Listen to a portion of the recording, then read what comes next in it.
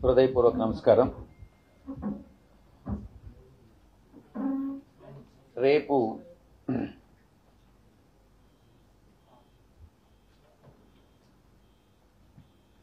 4వ తారీఖున నాయుడుపేటలో సిద్ధం మహాసభ ముగించుకున్న తర్వాత అక్కడ బయలుదేరి సాయంకాలం గౌరవ ముఖ్యమంత్రి వర్యులు శ్రీ జగన్మోహన్ రెడ్డి గారు నెల్లూరు జిల్లాలో ప్రవేశించడం జరుగుతుంది. 4వ తారీఖు రాత్రి 5వ తారీఖు అంతా కూడా ఆయన ప్రిపరేషన్లో ఉంటారు. అంటే ఒక 4 రోజులకి ఒకసారి మొత్తం ఆ 4 రోజులు జరిగినటువంటి మీటింగులకు సంబంధించి సమీక్ష, రాబోయేటటువంటి 4 రోజులు ఏ రకంగా మీటింగ్స్, స్పందన, ఆ యొక్క సమీక్ష, అంటే 4 రోజులకు ఒకసారి ఈ సమీక్షా సమావేశాలు జరుగుతాయి. అందువల్ల 5వ తారీఖు పూర్తిగా ఎక్కడా పబ్లిక్ మీటింగ్ లేకుండా సమీక్షలు నిర్వహించుకోవడం జరుగుతుంది. 6వ తారీఖు ఉదయం 9:30 నుంచి కార్యక్రమం ప్రారంభమవుతుంది. ఉదయం 9:30 నుంచి అంటే సాధారణంగా జరిగేదానికన్నా భిన్నంగా ఇప్పటి వరకు కూడా మీటింగ్స్ ఎక్కడెక్కడైతే పెట్టామో ఆ మీటింగ్స్ అన్నీ కూడా ఒక ఇంటరాక్టివ్ సెషన్ అన్నటువంటిది ఉండేది.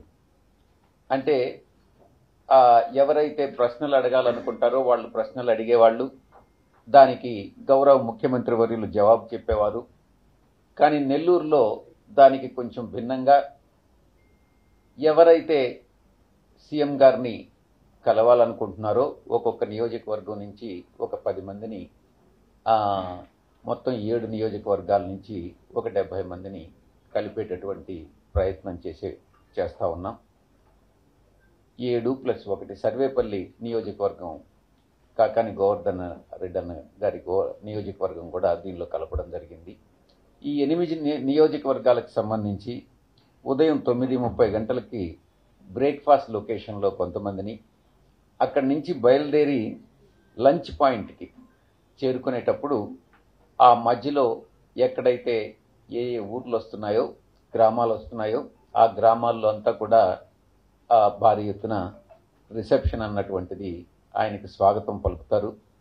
ఆ స్వాగతం పాయింట్స్లో ఆయన దిగి వాళ్ళని విష్ చేయడం కూడా జరుగుతుంది. అక్కడ హారతులు ఇవ్వడం, ఇలాంటివన్నీ కూడా కార్యక్రమాలు జరుగుతాయి. ఆ తర్వాత లంచ్ పాయింట్లో 2 గంటలకి కొంతమందిని కల్పించడం జరుగుతుంది. అక్కడక్కడ ఆయా నియోజకవర్గాల్లో దగ్గరుండే వాళ్ళందరినీ కొంతమంది బ్రేక్ఫాస్ట్ పాయింట్లో, కొంతమందిని లంచ్ పాయింట్స్లో, అలా మొత్తం ఒక 70-80 మందిని కల్పించేటటువంటి ప్రయత్నం చేస్తాం. ఆ తర్వాత లంచ్ పాయింట్ అయిన తర్వాత నేరుగా ఆ పబ్లిక్ మీటింగ్, అంటే సిద్ధం మహాసభ జరిగేటటువంటి ప్రాంతం అది కావలి అవుట్స్కట్స్లో వస్తుంది. వెంగయ్య గారి పాళెం దగ్గర. మొత్తం సిద్ధం మహాసభకి గతంలో మనం బాపట్లలో మనం అద్దంకి నియోజకవర్గంలో సిద్ధం మహాసభలు నిర్వహించుకున్నాం.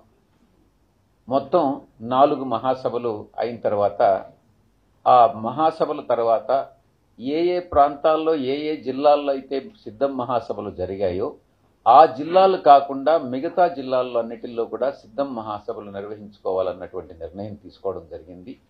ఆ నిర్ణయంలో భాగంగా నెల్లూరు జిల్లాలో గతంలో సిద్ధం మహాసభ జరపలేదు కాబట్టి కావలి సెంట్రల్ పాయింట్ కింద అన్ని నియోజకవర్గాలకి సెంటర్ అవుతుంది కాబట్టి ఆ సెంటర్ పాయింట్ని ఎన్నుకోవడం జరిగింది. అక్కడ సెంటర్ పాయింట్కి గౌరవ ముఖ్యమంత్రి వర్యులు ఆ సెంటర్ పాయింట్కి విచ్చేసి 4 గంటలకంతా ఆయన రావడం జరుగుతుంది. 4 నుంచి 6 దాకా, అంటే గౌరవ ముఖ్యమంత్రి వర్యులు 5 గంటల నుంచి 6 గంటల వరకు ప్రసంగిస్తారు. 6 గంటలకి సభ ముగుస్తుంది. 6 గంటల తర్వాత గౌరవ ముఖ్యమంత్రి వర్యులు బయలుదేరి కందుకూరు చేరుకుంటారు. కందుకూరులో రాత్రి బస చేయడం జరుగుతుంది. 4 గంటల నుంచి 5 గంటల వరకు మా యొక్క గౌరవ శాసనసభ్యులు సమన్వయకర్తలు సభను ఉద్దేశించి ప్రసంగించడం జరుగుతుంది. 5 గంటలకి ముఖ్యమంత్రి గారు ప్రసంగిస్తారు. సిద్ధం మహాసభలకి ఉన్నటువంటి స్పందన చాలా అద్భుతంగా ఉంది.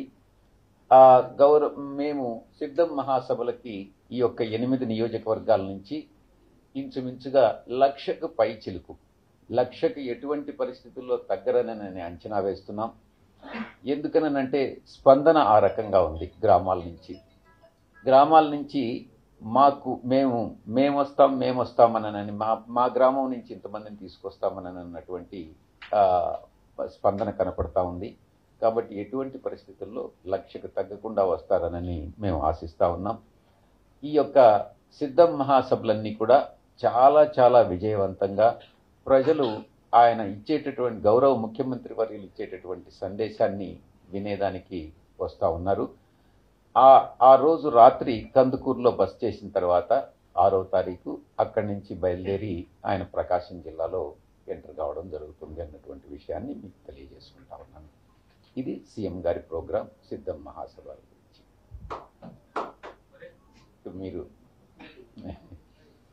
మీరు ఏదైనా సందేహాలు ఉంటే ప్రశ్నలు ఉంటే అడగచ్చు.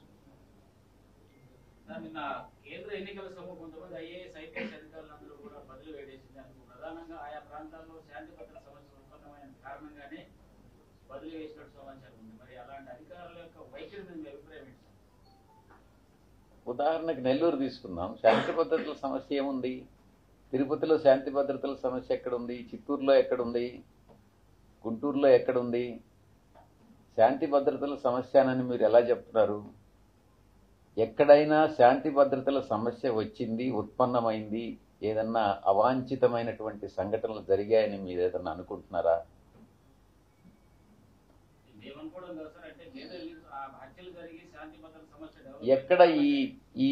ఎక్కడ హత్యలు జరిగాయి మీరే చెప్పండి. ఆరోపణ చేయడం కాదు కదా.